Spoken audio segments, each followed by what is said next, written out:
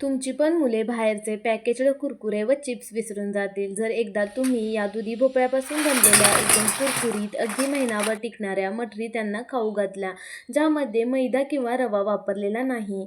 मी इथं एक दुधी भोपळा घेतला आहे, तो मधून कट करून घेतला. हा पदार्थ बनवताना भोपळा कोवळाच वापरायचा, ज्यामध्ये जास्त बिया नसतील. अर्धा भोपळा मी मधून कट करून त्याचे 2 काप करून घेतले आहेत. आपल्याला भोपळ्याचा मधला भाग वेगळा करून घ्यायचा आहे, कारण भोपळ्याचा मधला भाग थोडा मऊ व गोड असतो व नीट किसला जात नाही. असे भोपळ्याचे काप करून घेतलं की किसायलाही सोपं जातं. तुम्ही हवं असेल तर साल काढून डायरेक्ट भोपळा किसून घेऊ शकता, पण या पद्धतीने केल्यावर जास्त सोपे पडते. आता किसणीने भोपळा आपल्याला किसून घ्यायचा आहे. भोपळ्याचा किस जास्त मोठ्या आकारात पडायला नको, मध्यम किंवा सर्वात लहान आकाराच्या किसणीने भोपळा किसून घ्यायचा आहे. तुम्ही पाहू शकता, या पद्धतीने भोपळा किसला की सहज साल वेगळी होते व भोपळा पण परफेक्ट किसला जातो. या पदार्थासाठी आपल्याला मसाला बनवून घ्यायचा आहे. त्यासाठी मिक्सर जारमध्ये 1 चमचा धने, 1 चमचा जिरे, 10 ते 12 लसूण पाकळ्या, 2 हिरव्या मिरच्या घालायच्या व मिक्सरला फिरवून घ्यायचं. हा मसाला जास्त बारीक करायची गरज नाही, थोडा जाडसरच ठेवायचा. लसूण खात नसाल तर आल्याचा तुकडा वापरला तरीही चालेल. भोपळ्याचा किस मी इथं वाटीने मोजून घेतला आहे. तसं मोजायची काही गरज नाही, पण योग्य प्रमाण सांगण्यास सोयीचे जाईल. भोपळ्याचा किस एका मिक्सिंग बाउलमध्ये काढून घ्यायचा व यात काही बेसिक मसाले, जसे मी इथं 1 चमचा लाल मिरची पावडर, 1 चमचा हळद, 1 चमचा ओवा व 1 चमचा केलेलं वाटण टाकलं आहे. तुम्ही तुमच्या आवडीनुसार तिखट कमी जास्त करू शकता. जर तुमची मुलं तिखट अजिबातच खात नसतील तर लाल मिरची पावडर स्किप केली तरीही चालेल. 1 चमचा पांढरे तीळ, अगदी चटपटीत बनवण्यासाठी 1 चमचा चाट मसाला व मी इथं 6 ते 7 कढीपत्त्याची पाने चिरून टाकली आहेत. चवीनुसार मीठ टाकायचं व मठरीला टेस्ट वाढवण्यासाठी 1 चमचा बेसन वापरले आहे. मी इथं 1 वाटी तांदळाचं पीठ घेतलं आहे, ते मी आधी अर्धी वाटी मिसळून घेतलं आहे. इथं पाण्याचा वापर करायचा नाही, कारण भोपळ्यामध्ये मोठ्या प्रमाणात पाणी असते.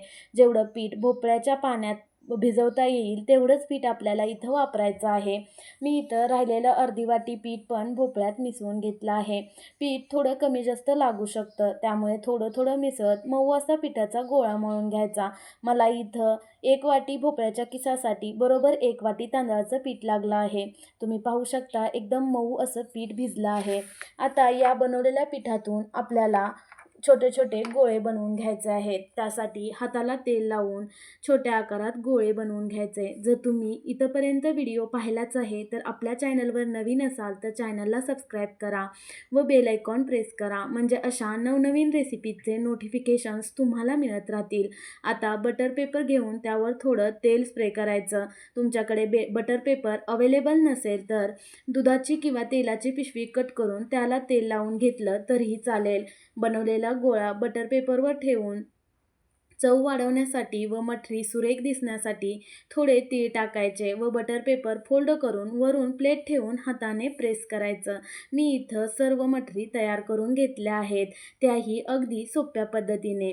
मठरी तेलात सोडल्यावर फुलू नयेत म्हणून मध्ये होल करायचं. मठरी जर फुगली तर सॉफ्ट पडते व क्रिस्पी होत नाही. मठरी तळण्यासाठी एकदम कडकडीत तेल गरम करून गॅसची फ्लेम लो टू मीडियम ठेवून मगच मठरी तेलात सोडायच्या, म्हणजे मठरी एकदम कुरकुरीत तयार होतात व मऊ पडत नाहीत. अलटून पलटून मठरी दोन्ही बाजूंनी खरपूस तांबूस रंग येईपर्यंत तळून काढायच्या.